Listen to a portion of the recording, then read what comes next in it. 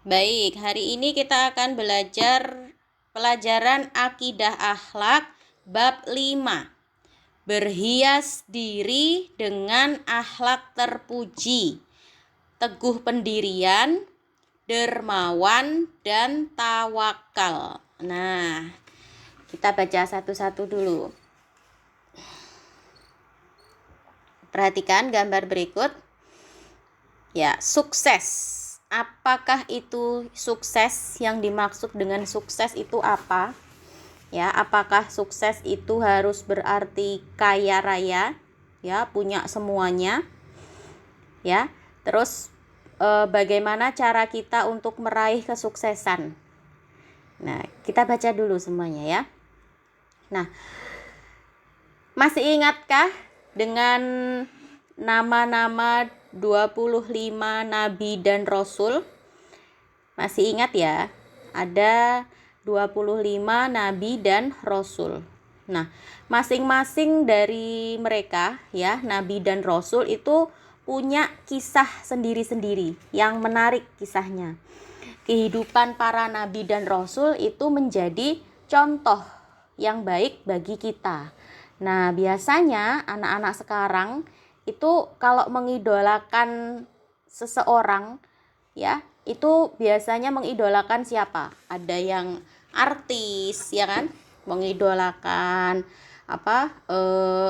idol K-pop ya, idol Jepang ya, penyanyi, pemain sinetron, pemain film, YouTuber ya. Biasanya mereka mengidolakan seperti itu. Kalau Naziras punya nggak idola? Punya idola nggak? Idola itu seseorang yang disukai. Siapa artis atau siapa itu ada nggak? Nggak ada?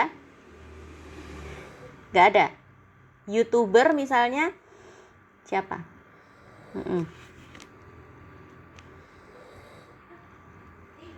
Jerome? Iya, Jerome Pauline itu. Iya. Siapa sih? Siapa Ustazah nggak dengar? Siapa idolanya? Hah? Kok nggak ada suaranya ya? Siapa?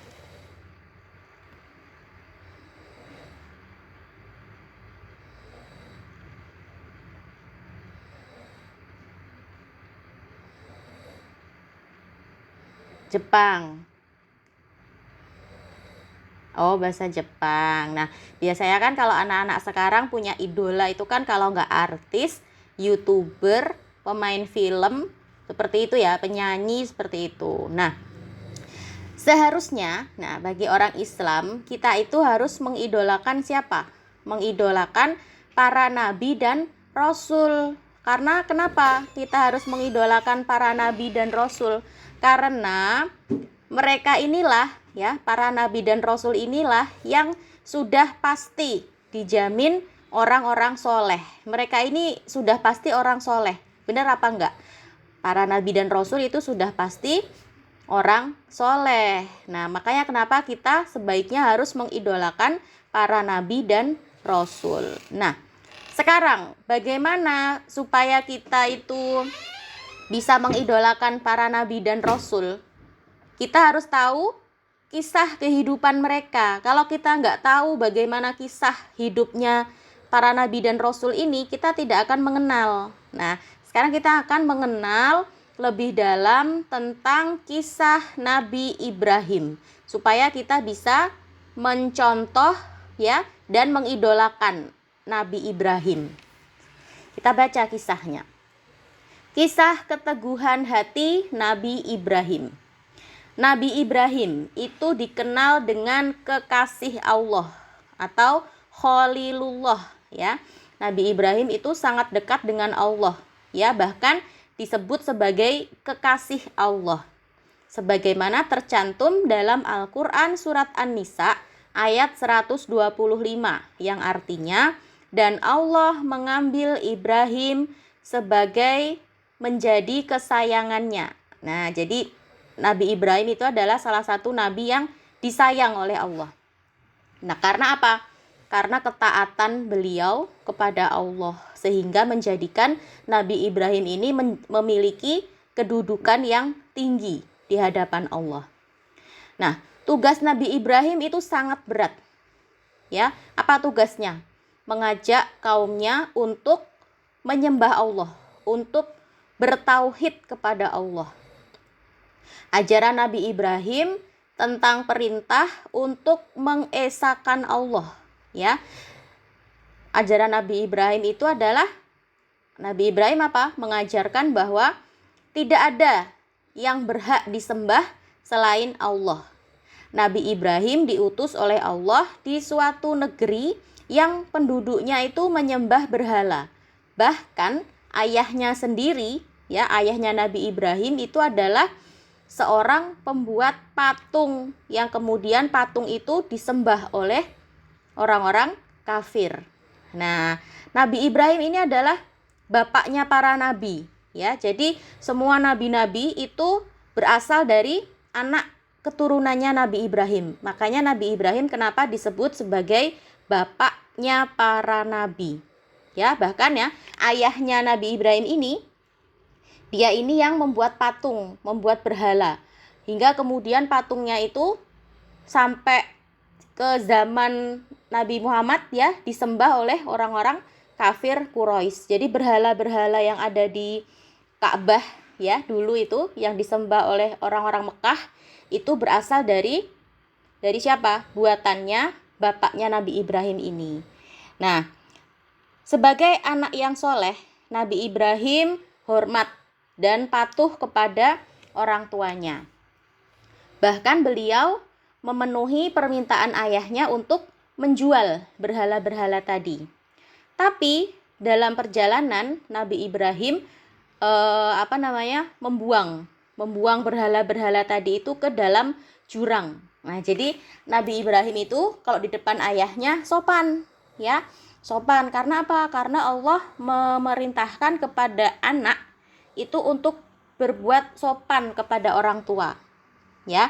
Nah, makanya Nabi Ibrahim ketika disuruh ayahnya untuk menjual patung-patung tadi itu, Nabi Ibrahim nurut ya, dibawa patungnya. Tapi apakah dijual? Tidak.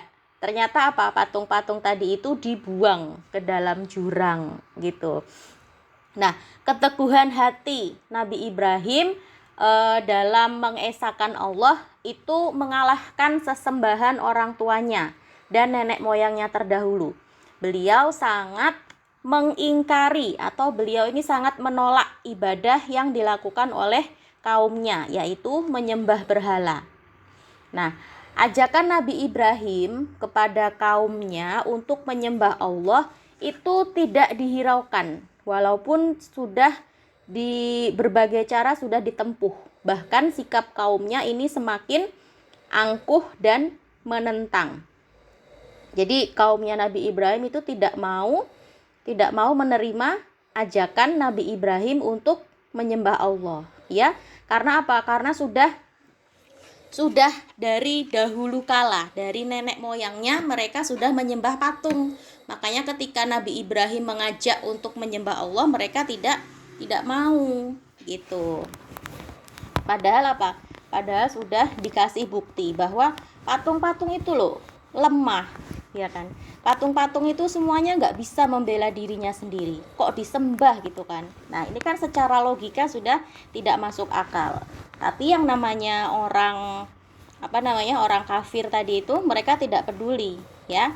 Yang mereka tahu ajaran-ajaran dari nenek moyangnya itu adalah menyembah berhala, ya. Sudah ajarannya dari dulu seperti ini, katanya mereka seperti itu. Meskipun itu tidak masuk akal, menyembah benda mati, ya kan? Nabi Ibrahim tidak suka terhadap perilaku kaumnya yang sangat angkuh terhadap Allah. Kemudian Nabi Ibrahim memikirkan cara bagaimana biar orang-orang di sekitarnya itu tidak lagi menyembah berhala. Bagaimana caranya? Nabi Ibrahim berpikir. Nah, pada suatu hari ketika seluruh orang di kampungnya itu pergi ke sebuah acara, ya, ada sebuah acara keagamaan, ya, semua orang pergi dari rumahnya. Nabi Ibrahim tidak ikut. Kemudian Nabi Ibrahim masuk ke dalam rumah ibadah mereka yang isinya banyak patung-patung tadi itu, ya. Nabi Ibrahim menghancurkan semua berhala dan menyisakan satu berhala yang paling besar, ya. Nah, kemudian ketika orang-orang sudah pulang dari acara tadi itu, mereka kaget, ya, mereka kaget. Karena apa? Karena semua patungnya sudah hancur, semua berhalanya sudah hancur. Nah, kemudian apa? Kemudian orang-orang tadi itu bertanya, siapa yang menghancurkan patung-patung ini? Ya, mereka menuduh Ibrahim karena Ibrahim yang tidak ikut pergi, ya. Ibrahim satu-satunya orang yang tidak ikut pergi ke acara tadi. Kemudian Nabi Ibrahim dituduh, pasti Ibrahim yang membuat patung-patung ini menjadi hancur. Kemudian kata Ibrahim, gimana? Loh, lihat saja itu patung yang paling besar, ya. Patung yang paling besar kan yang masih tersisa hanya satu patung itu, dan di lehernya patung tadi itu ada apa ya? Ada apa ya istilahnya? Tahu golok enggak? Ada senjata tajam. Nah, lihat saja dia, si patung besar itu, dia yang menghancurkan semua patung-patung kecil, kata Ibrahim seperti itu. Kemudian kata orang-orang, gimana? Mana mungkin, dia kan patung, dia nggak bisa bergerak, katanya. No, kalau begitu kenapa kalian sembah? Kata Nabi Ibrahim seperti itu. Kalau sudah tahu patung itu tidak bisa bergerak, kenapa kalian sembah? Ya, patung loh hanya diam saja, kenapa kalian sembah? Nah, akhirnya orang-orang marah, mereka nggak terima, ya, mereka nggak terima. Terus apa? Tapi setelah kejadian itu, orang-orang kafir tadi itu menjadi sangat marah. Bahkan Raja Namrud, ya, raja yang berkuasa saat itu, sangat marah dan menghukum Nabi Ibrahim dengan cara membakar Nabi Ibrahim. Jadi Nabi Ibrahim dihukum karena kesalahannya tadi itu dengan cara apa? Dimasukkan ke dalam api. Nabi Ibrahim mau dibakar. Nah, hal ini dicatat dalam Al-Qur'an surat As-Saffat ayat 97 sampai 98 yang artinya, mereka berkata, buatlah bangunan perapian untuk membakar Ibrahim, lalu lemparkan dia ke dalam api yang menyala-nyala itu. Maka mereka bermaksud memperdayai dengan membakarnya. Namun Allah menyelamatkannya. Lalu kami jadikan mereka orang-orang yang hina. Keteguhan hati Nabi Ibrahim dalam mengesahkan Allah sungguh tidak ternilai tingginya.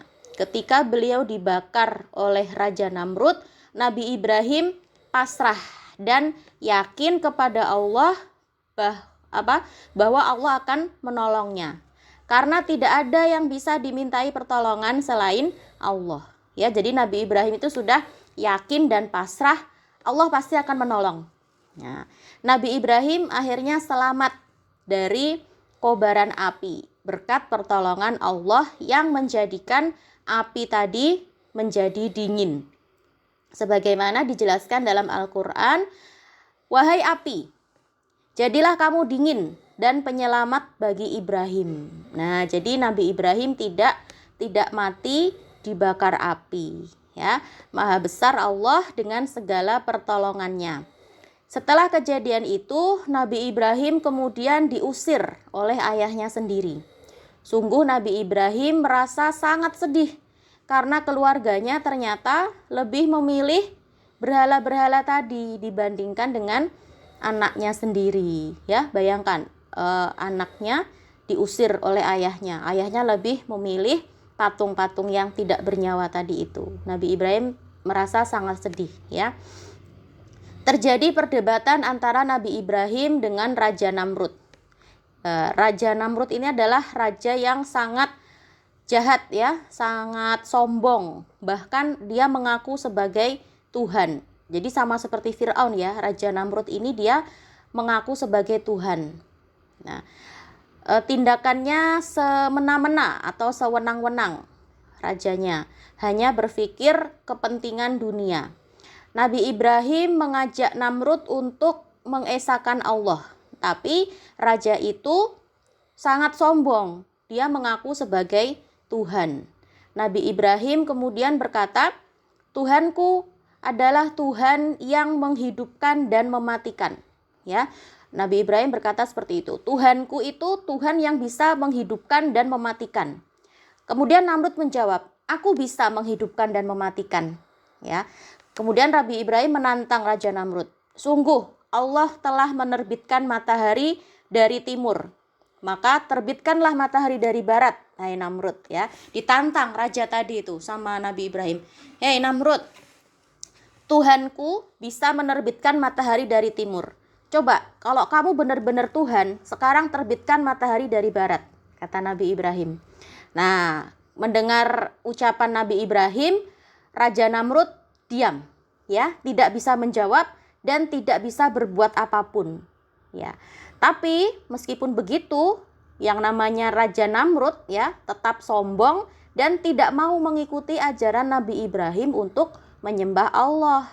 Sehingga apa? Sehingga Allah mendatangkan azab bagi raja tadi ya, karena sudah sombong mengaku sebagai Tuhan. Akhirnya Raja Namrud dan orang-orang kafir diazab oleh Allah. Gitu ya. Nah, keteguhan hati Nabi Ibrahim itu harus kita contoh. Ya, hatinya tidak goyah. Hatinya tidak goyah meskipun dihukum dengan cara dibakar. Ya, bayangkan kalau orang sekarang sedang menegakkan kebenaran kemudian dihukum ya, dimasukkan penjara misalnya atau disiksa. Pasti akan goyah. Sudahlah, saya menyerah saja gitu. Tapi Nabi Ibrahim tidak. Nabi Ibrahim tidak goyah sama sekali. Ya, beliau tetap mengesahkan Allah dan tidak takut dengan raja, tidak takut dengan orang-orang kafir tadi itu. Ya. Nah, kemudian Raja Namrud tadi akhirnya diazab oleh Allah dengan apa? Dihinakan oleh Allah. Raja Namrud itu matinya gara-gara seekor nyamuk. Bayangkan ya, raja sombong mengaku sebagai Tuhan tapi matinya gara-gara nyamuk kecil ya. Nyamuknya tadi itu masuk ke dalam hidung. Nyamuk kecil tadi itu masuk ke dalam hidungnya Raja Namrud dan akhirnya masuk ke dalam kepalanya sampai bertahun-tahun ya. Akhirnya Raja Namrud apa? Merasa stres. Ini ada hewan kecil di dalam kepalaku ini, ya. Dia memukuli kepalanya sendiri untuk apa? Mengusir nyamuk tadi. Akhirnya Raja Namrud mati, ya. Nah, inilah hukuman bagi orang yang sombong, yang mengaku sebagai Tuhan. Dia mati karena hewan kecil yang tidak berdaya. Jadi Raja Namrud itu bukan mati karena perang, bukan mati karena sakit, tapi matinya gara-gara nyamuk ya. Sungguh sangat dihinakan oleh Allah. Ini loh kamu yang ngaku Tuhan, ini tak kasih nyamuk kecil, mati kamu. Kata Allah seperti itu. Nah, itu dia ya, pelajaran dari kisah Nabi Ibrahim. Oke, sampai di sini dulu pelajaran kita untuk hari ini. Insya Allah besok kita lanjutkan lagi ya dengan cerita yang lain.